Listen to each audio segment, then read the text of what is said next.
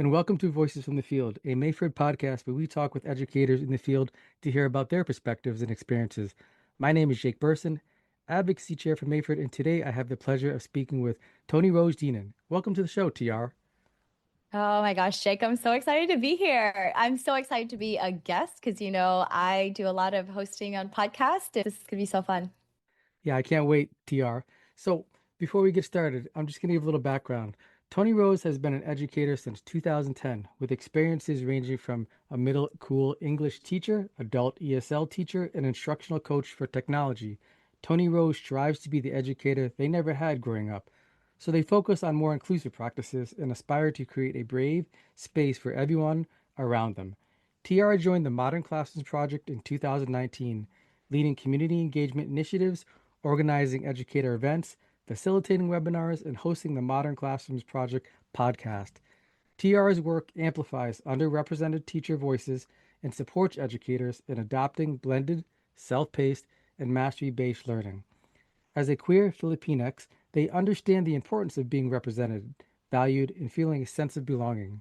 To stay grounded and at peace, they practice yoga, write, get lost in stories, and go on 2 mile walks with their dogs. Roller skating brings them so much joy. In this episode, we're going to focus on the Modern Classrooms Project model and what it actually takes to create classrooms where both teachers and students can thrive. If you've ever wondered whether there's a different way to teach and learn in today's world, this conversation is for you. Let's get into it, TR. What first drew you to education, and how did this path lead you to the Modern Classroom Project? I think I was trying to rebel against my parents. My mom told me that I should not be in education because I would not get a lot of money and that I should do something more prestigious like being a doctor or a lawyer or an engineer. And so for me, that drew me to education, right? I've always loved learning as a kid and I've always loved being the teacher's assistant as well. I was really close to a majority of my teachers growing up and I was just so curious about how everything worked in the world. And so I just knew that I wanted to be in education. And when my parents were like trying to get me to not be an educator, that kind of stamped my like want and desire to be in education because I wanted to do my own thing. I didn't want to listen to anybody. And I'm so glad that I did not listen. This was something that actually worked out really well for me. And it's really interesting because I always thought, Jake, that I would be in the classroom forever, that I would be a lifetime teacher, right? That was something Mm-hmm. that I've always wanted to be. And I really love the kids. Middle schoolers are just the right amount of toxic that I need in my life. And they kept me on my toes and they kept me humble. And they also just continued to expand my brain every single day. And so I was approached on my 10th year of teaching to implement this model that highlighted or not even highlighted, but it was a model that really implemented and broke down blended self-paced and mastery-based learning, right? When we think Mm-hmm. about innovative learning, I was already pretty much dedicated to using technology in the classroom, but I wasn't utilizing it in the most effective way. And that was because I didn't have proper training. It was just kind of like I needed to figure it out myself, right? So I've heard the terms flipped learning, I've heard the terms blended learning, using instructional videos, self pacing, mastery based learning. And I read so many things about it, but I still didn't know how to implement it. So I could tell you what those three pillars and those three phrases meant word for word, but I couldn't tell you how it actually worked out in the classroom. So Mm-hmm. my 10th year, Jake, my 10th year of teaching, co-founders Kareem and Rob came to our school and was like, hey, we want to pilot this model. We want to pilot this program. Do you have any teachers who are interested? And of course, I was like, me, I'm interested. I've always wanted to do these things, right? Mastery based learning. I've always wanted to do self pacing and blended as well, but I just didn't know how. And so when Modern Classrooms, when Kareem and Rob came in and they shared with us what they've been doing at their school, I was like, this is it. This is what I want to do in my middle school English class. And then realizing too that I was already doing it in my adult ESL classes. Mind you, I was the computer lab literacy teacher. And so I was teaching adult ESL learners English and how to use a computer. And we had to make that so relatable for our adult learners so that it's something that they can utilize in the outside world, right? So I used Nearpod. So there was already self-pacing that was happening because I had students who spoke English pretty well, but didn't know how to use a computer. They've never touched a computer before. And so coming into this space knowing that like, oh man, my learners are everywhere, right? I Mhm. needed to make it a little bit more accessible for my adult ESL.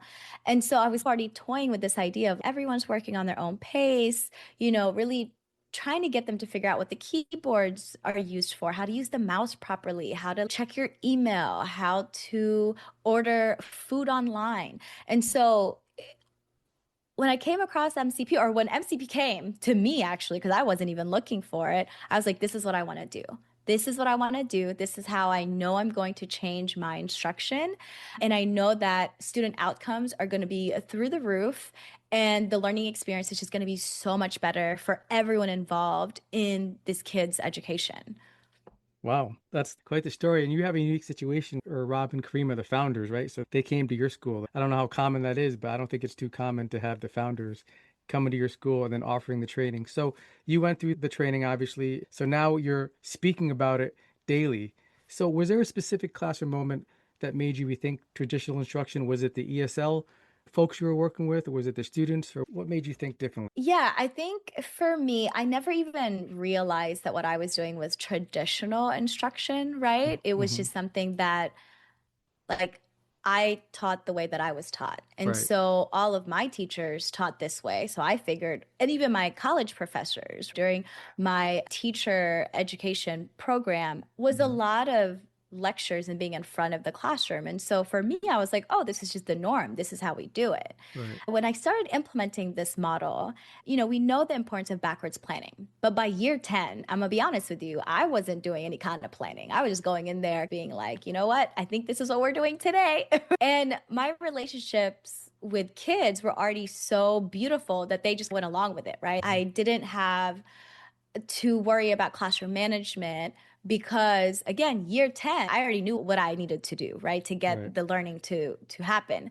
But when I started implementing the model, mind you, Kareem was my mentor, Jake. So Wow. Kareem would come in and give me feedback. And the thing that I really loved that I didn't even know was an issue was that I never minded people coming into my classroom at all. Like, cool, come in, talk to the kids, observe, do what you got to do. But something that I kind of struggled with was when people would come in, guests would come in and they wanted to speak to me, and I Hmm. couldn't give them that time because I'm trying to teach, right? I'm in front of the classroom. I'm trying to teach. I can't talk to you right now because then everyone's just going to be off task and not focused anymore because there's this interruption. Hmm. And so when Kareem started coming to observe me and we were implementing self-pacing where students had access to everything that they needed, I felt really good talking to him, right? Like the learning was still happening and I still could give Kareem 5 minutes of my time. 5 minutes is a lot, right? So It I is. could give Kareem 5 minutes to debrief about what he's seeing in the classroom, what he's hearing from the students, and I didn't feel stressed. So then I was like, wait a minute. Okay, the learning still continues, even though I'm going to step out of the room, have a conversation with an adult, use the restroom, whatever it is that I need to do, the learning was still happening. So then that was when I started thinking, Jake, this is my 10th year of teaching, right? What did I do the last 9 years? It does make you think about what have I been doing? Where did this model come from? I'm so happy it's here. So that kind of leads me to my next question. Those unfamiliar with this model, how would you describe the model in simple terms? Just the three pillars. Is there a way to do that? So this is something that I should have been working on forever, right? Like I needed to have my 2 minute spiel about what Modern Classrooms Project is. Simple terms is that it's just three pillars, right? Hmm. Blended, self-paced, mastery-based learning. It is truly how to differentiate and personalize learning, how to be intentional with the time that you have with students, and how to go from passive learning to active learning Hmm. and getting students excited about what they're actually learning. Something that this model does that beautifully is that when you walk into any classroom who's implementing this model effectively, right? and you ask a student what they're doing, they're able to tell you exactly what they're doing, what they need, like what they need to do, when they need to do it by, and then what they're going to do after they're finished mastering that skill or content that they're learning about.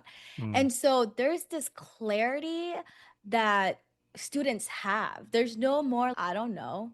I'm just waiting on my teacher, or my teacher hasn't told me what I'm supposed to be doing. There's this sense of ownership, a sense of accountability as well, mm, right? Accountability of this is my teacher has laid it out so beautifully for me so that now I'm not stressed because I know exactly what the expectations are.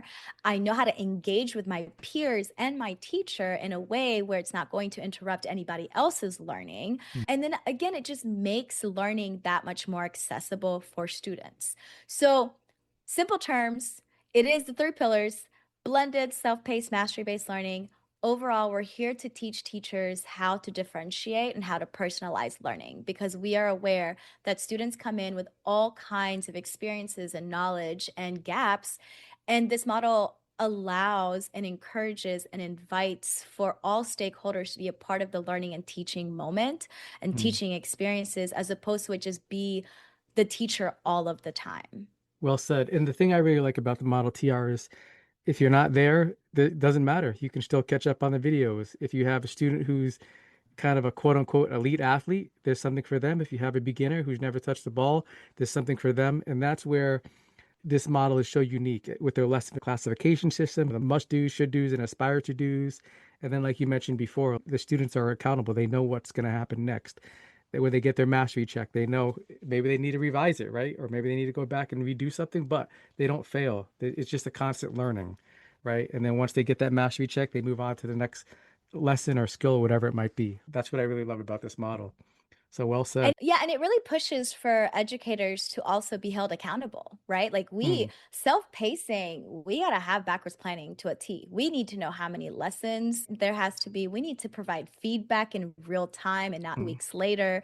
This is what I love. It's not just holding students accountable, it's also holding teachers accountable, right? Right. So that it's clear for all parties involved. And I love that so much because, to be clear is to be kind. I like that. Love to hear from Brene Brown, I believe. And so it's just one of Hmm. those things of like, let's, learning when things are transparent, when things are clear, people are excited. People are more motivated to do what they have to do when they understand what is expected of them. Absolutely. And it really forces the teacher to prioritize what the content is, the standards, and whatever it might be. And the backwards planning, like you mentioned, that's huge. We're not just sitting back and letting it happen. There's a lot of forethought involved and a lot of planning involved. Kudos to all the teachers that are implementing this. It's a lot of work on the back end, but once you implement it, the system works itself, right? Hmm. So TR, you've interviewed, I don't know, over 100 guests, probably more. How many episodes are you at now? But have you noticed any trends or findings from the guests that you've interviewed about modern classrooms? I have to go back to the excitement piece, Mm, right? Of anecdotes and stories of teachers saying, I know my students. I know how to differentiate. I know how to lift them up and elevate them and provide them the space to be. And I think teachers and my guests really appreciate the humanizing part of this model. There's a lot of opportunities for students to showcase what they already know, hmm. to fail over and over again, because failures are part of learning, and then to create again this brave space for students to ask questions, to collaborate, to prioritize. And so I think there's, if and when folks have a chance to listen to our guests, there's so much joy and so much passion into implementing this model. They all say, like, yeah, it was hard work in the beginning, right? Because I had to shift my mindset. When we're thinking about mastery based learning, we're no longer grading for attendance, for participation.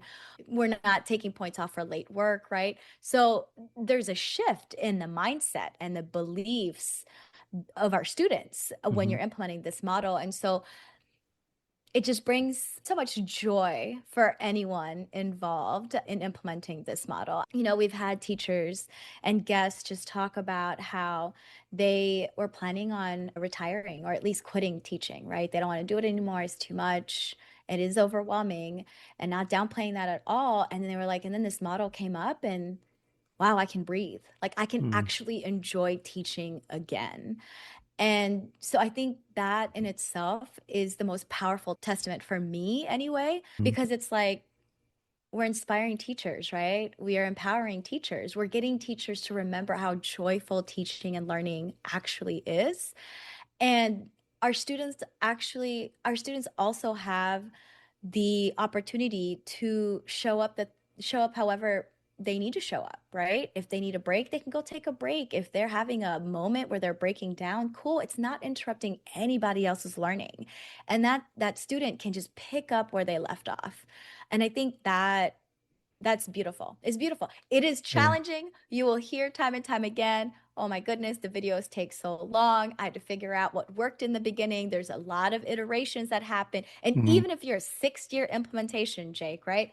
There's still things that you're iterating. And that's just Right. education. It's Right. not just the model. It is just education because we have different students in the class, different environments, different expectations and guidelines. And so you're always going to have to iterate no matter what. And I think teachers love that part about education as well, right? The iteration, you're never bored. There's, if anything, you're just overstimulated. Well, you're always um, learning, right? And it's not going to be perfect the first time, and maybe it'll never be perfect, but you're always improving and you're always getting better. I know when I first started making the videos, they were way too long, 8 minutes, 9 minutes. I have to cut this down mhm. for the students, so now they're at 3, 4 minutes. Just get the essential standards I want, get the objectives in there, and all the animations and whatnot, and it's just a lot better than my first go around. And so that's where the free program they offer, right? They have an online class, the Modern Classroom Project, and they have the mentorship program. Those two things together, I highly suggest for anybody interested in implementing. I also highly suggest our listeners listen to the podcast. That's how I got hooked on it. There's a lot of stuff you can learn from the podcast. So TR, thanks for answering that question. Are there any misconceptions about the model that have come up? There are two that I want to bring up. One is that students aren't learning. You're not teaching them. And that stems from the instructional videos Mm-hmm. piece. The teacher is no longer in front of the stage and lecturing. And so people are not used to this type of learning and teaching. There's the assumption that it's not happening anymore. And in actuality, it's happening a lot more because now that lesson can be taken anywhere that is in your student's pocket, right? They can go Right. to the bus and watch it on their phones. Or if they're at a game, like you said, and there's some downtime, they can watch a quick video and figure out, like, what did I miss in class? And so that's a misconception that students are on their devices all day long and that they don't have conversations with people and there's no collaboration happening and there's no learning happening. It's all on the computer. That is a misconception. We have teachers who have class sets of laptops where the videos are really the only thing that students have access to on the devices. And then everything else is collaborative work or everything else is independent work on paper. We also have some teachers who have low tech where it's like, you know what, we'll watch the video together as a class first, Hmm. pause, let's reflect, let's talk to a neighbor, and then the collaborative piece is happening, right? So that's a misconception. Another one is that self-pacing, you just let students go. Like, oh well, no Wherever you land, you guidelines. land. Yep, Right. no expectations. Right. Self-pacing, go for it. Like, Right. do whatever you want to do, what you can do. And in actuality, there's so much more planning that happens when it's Mhm. self-pacing. Because, like you and I have mentioned before, the backwards planning, you need to Right. know what your summative assessments are Right. so that you can break it down per standard, per skill, so that students know how to access it by the time they get to the summative assessment. Our teachers plan per unit, some plan per month, per semester, whatever it Hmm. is that you have capacity for. But Right. self-pacing actually requires so much more planning.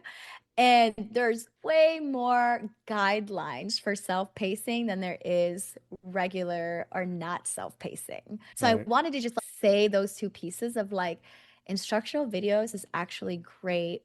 They're great for families to watch. They're great for your co-teachers to watch, for your substitutes to watch, for your parapros to watch alongside the students so that everyone is receiving that same message. Right. The learning is still happening, right? And then the self-pacing is like, no, you really have to be intentional and plan. Like you said, hey, my videos were 8 minutes long. I needed to take that down to 2 minutes. And so now we're thinking about how many words are we using? We have to be really concise Hmm. and be super intentional with what we're creating so that everything is aligned with what the students need to learn that unit, that lesson, that semester.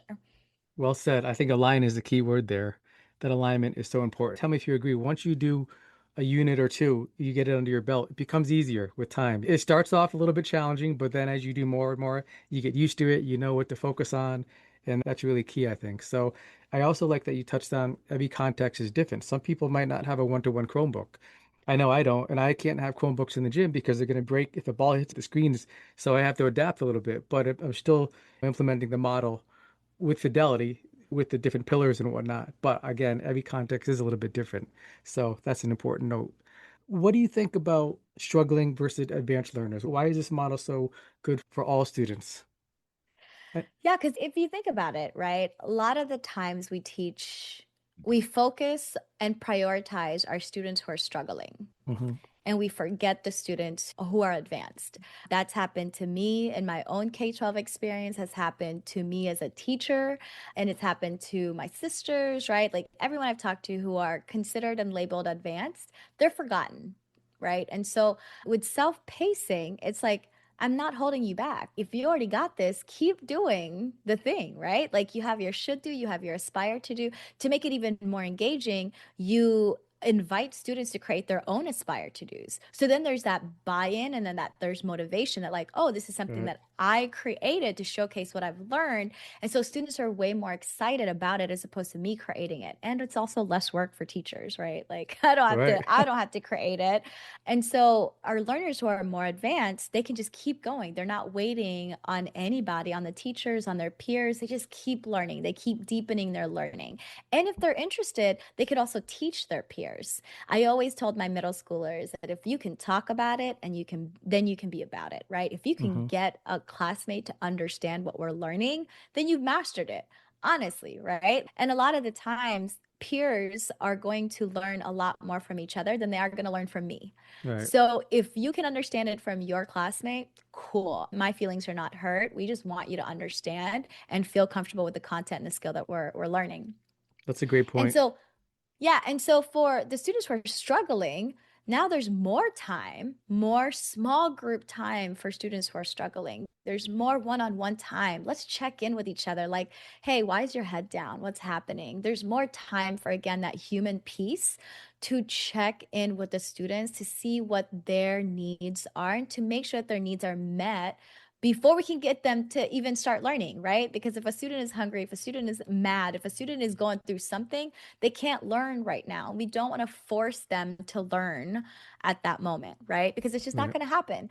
And so, with students who are struggling with either content or emotionally or mentally or physically, there's so many opportunities for teachers to create those learning experiences in smaller group settings. Hmm. And I love that much better too because I get overwhelmed with large groups. And so I'm not going to speak up if it's a large group. But if you put me in a small group, then it's smaller. We can really gain each other's trust. You know, we can set the conditions for our students to feel brave and successful.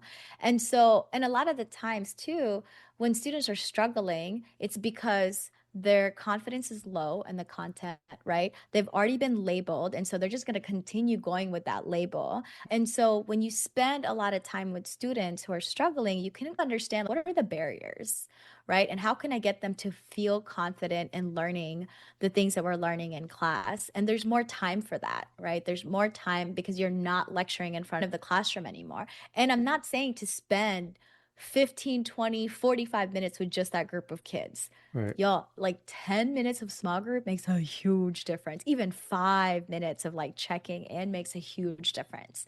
Right. So it really just allows for our more advanced students to continue deepening their learning and then provides us to be able to support our students who are struggling, whatever it is that they're struggling with. Well said. And the other thing too is no students falling through the cracks, not with this model, Exactly. because you have something really to meet every learner's needs. So that leads me to my next question. What role does relationship building play in the modern classroom?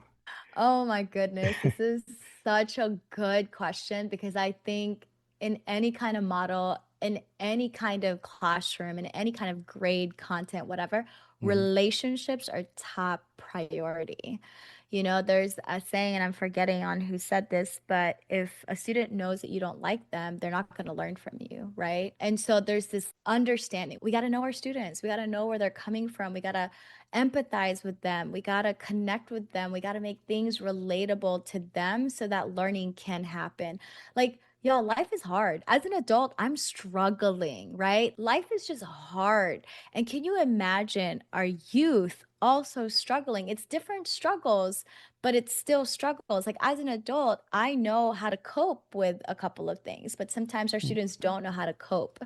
And so it's like, hey, let's get to know our students. Mhm. Relationships are really important. Let's build this trust and let's collaborate with one another. Let's really create a community in this space that we're in because students are spending majority of their time in the school, right? And being in community with their classmates. And so it's like, how do we as a teacher continue cultivating and nurturing those relationships so that we truly believe that our students can succeed. And I think, again, the humanizing piece that I want to keep iterating, right? Like, we're all human beings doing our best, right? And I truly believe, Jake, that if you want to be innovative and if you want to do something different in the classroom, you have to actually believe that your students can do it. Right. And for you to believe that your students can do it, you have to get to know your students, right? So that we are taking away our biases, we are taking away all of the assumptions and the misconceptions and the hearsay that people have said about each and every student that are coming into our classrooms. And so we gotta, yeah, relationships. There's no learning happening if you don't have a relationship with your kids. That is my opinion.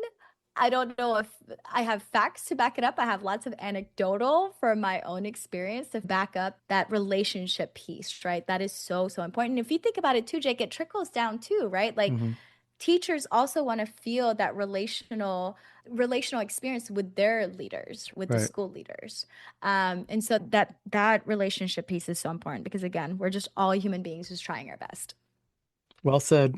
I couldn't agree more. What are some tips for someone interested in learning about this model? I know we talked about the online course that you all have, but what are some other ways that someone could learn about this or get involved? Yeah, like you said, the podcast, we have a Facebook group with over 20,000 teachers who are constantly sharing their resources, answering questions, even sharing their challenges, right? Asking questions like, hey, this is happening. What can I do? I also say, find your teacher bestie. And I hope that teacher bestie is someone who teaches the same content, same grade as you. So then you too can create the videos. You too can figure out what self pacing looks like for your students and for yourself as well, and start small, right? Hmm. Just peep in. We have so many resources here at Modern Classrooms that if you're like, hey, I want to create this thing, we probably have already created it, right? So, like, Right. just take it, make some changes, make it your own, and implement it in that way. But I would start off with finding that teacher bestie so that you two can learn and process and reflect together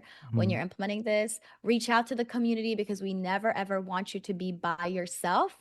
And then start small if you have time and capacity and you're really strong-willed, you can implement all three pillars right away. But if not, start small. I always say, let's move pebbles before we move boulders so that we don't get overwhelmed and we don't get burnt out and we don't get discouraged.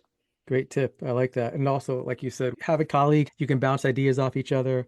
And it's definitely easier to implement something when someone is like that thought partner with you, right? Does this work? What are your thoughts on that? So it's good to just bounce ideas off each other and be in the trenches together. So that's a great tip, great strategy.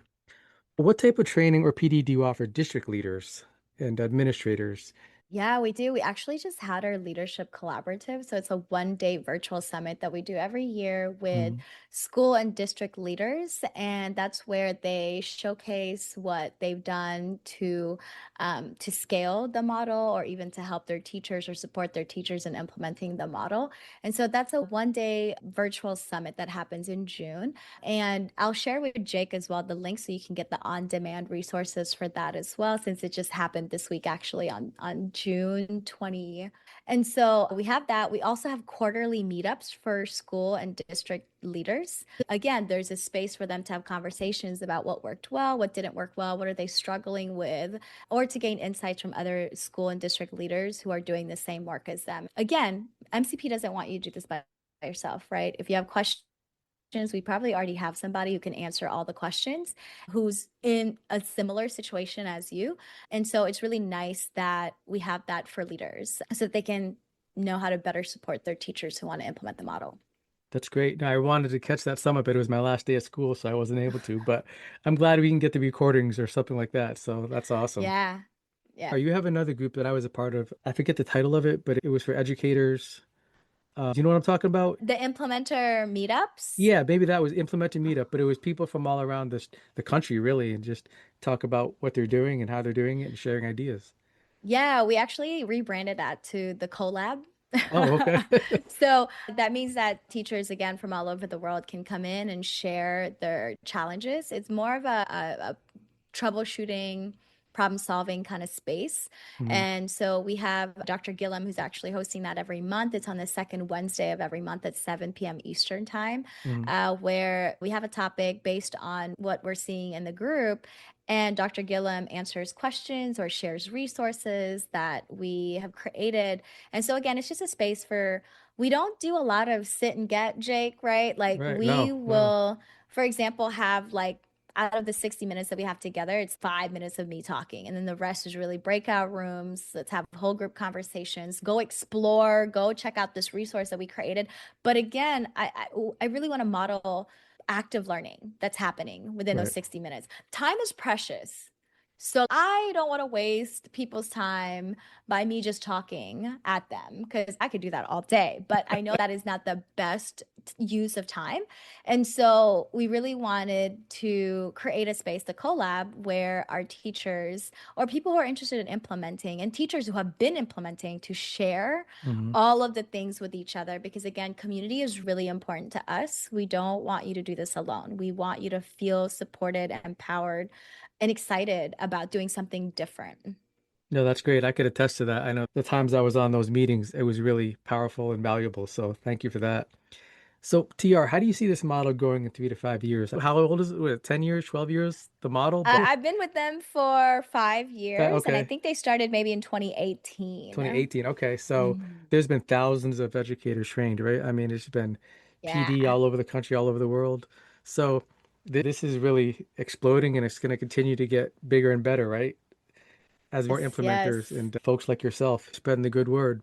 I was going to say, I know that we're shifting to math education for right Hmm. now because both of our co-founders are math educators, and also math education in the US need that we need a lot of help, right? So we're like, hey, the model is really good for student outcomes, right? Let's work with the curriculum that people are working with and let's figure out how to deliver it in a way that is effective and will give you the outcomes, the student outcomes that you want. And so we're shifting to math education to help with the trajectory of math education in this country. I know that we're also shifting to more leader work as well, because again, our teachers are fire, right? Like we love the teachers. The teachers are spreading the news, they're sharing the love, they're doing all the things. And then sometimes they get stuck because our admin doesn't know what this is about, right? Like Hmm. admin is like, wait a minute, how do I align this with teacher evaluation? How do I align this with standards? How do I align this instructional model with blank, right? So Hmm. now we are also focusing on getting leaders more involved and so that they have a better understanding of what this instructional model is. So because prior we were really focused on teachers, teachers were Right. excited, we were excited, and then we were coming up with that challenge of like, Mm. okay, school leaders also need this training. They also But need to have conversations and community to exchange ideas and collaborate and share their challenges. And so we are trying to be in spaces where school and district leaders are, just so that, mhm, that we can help them with whatever it is that they need. mhm. And also just like have a better understanding of what those needs are. That's interesting because I see in one scenario you might have an educator bring their wants and needs to the administrator, but now you have the administrator going through this training and they could bring this system or this program to the whole school, the whole district. Right, So it's really right. that's really cool. TR, for our educators listening, for anybody listening, what's one nugget or one mindset shift or piece of information you want them to take away about the modern classrooms? And it doesn't have to be limited to one, but I know that's kind of an open-ended question. I think you can do it, right? You can do it. It may seem hard at first, but you can do it. I just want to say that. That's it. Like All you can right, do it. that's It is possible to do this model effectively, successfully, and beautifully in your classes, no matter the age, grade, content. and who's ever in front of us too, right? Doesn't matter what student, whatever their needs might be, we can do it. I love that. So, TR, we have a new segment to this podcast. It's called the rapid fire questions, and I'm really excited to ask you. Are you ready for this? I'm just going to ask you a Oh, question, and then you respond right off the cuff, right? oh my gosh. Okay, this is going to be really great for my ADHD brain. Let's see. Okay, so first question, favorite teaching or learning hack? Retrieval practice. Okay. How about a teaching trend you love? Do you remember the different handshakes that teachers Oh, would have for yeah, each like a student? fist bump, a slap. Yep, yep. I Oh, really love that. all right. Now, how about a teaching trend you wish would disappear? Back in the classroom, I hated seeing those really beautiful bulletin boards Hmm. because I felt like I could never do that. My bulletin boards could never look like that. And so I just wanted them to get away from me, from my news feed, from anywhere, because I was like, I don't want to spend my time doing that. But I felt the pressure to make my bulletin boards look that way. I don't know if it's a trend that has already disappeared. I'm not sure. It was So, something that I really did not like. okay, no, it's fair. How about the best piece of advice you received as an educator? Best piece of advice. The biggest thing that's popping up for me right now is to show up as yourself. Hmm. Show your students that you are a human being as well. Love it. And how about a book every educator should read? Honestly, anything by Elena Aguilar. Start off with Yeah. any of her books. Amazing Hmm. because even if you're not an instructional coach, the skills and the strategies that Elena talks about in any and all of her books are applicable in real life as well. So it's literally like just being a better human being. That's awesome. And if I'm not mistaken, she was a guest on your podcast, right? Yes, she She was. was. What number are you at now? You in the 300s? No, Gotta be. not Not yet. yet. Not yet. But getting up there. Yeah, we are. And it's wild that I've been doing this since 2021. So we're at episode 281. So next 281. 100. Congrats. Thank you. All right. So, TR, as we come to a close, where can our listeners find you? Or what resources can you share? You got the Modern Yeah. Classrooms website. Yep, modernclassrooms.org. You can find our free course as well, learn.modernclassrooms.org. And the beautiful thing about this is that we also have the MCPU, which are other courses that specifically focuses on different content, how to do small groups, code teaching, and all that. We have so many courses that are free and available to anyone and everyone who's interested. You can listen to the podcast, Modern Classrooms Project Podcast, join our Facebook group. We are all on social media. And if you want to slide into the DMs, it's me who's responding.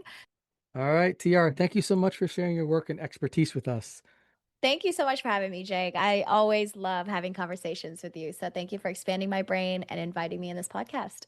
Thank you. So, listeners, we'll have this episode uploaded soon. Also, we're asking our listeners to rate and share the podcast if it has helped you in any way. Thank you all for listening. Have a great week, and we will be back soon.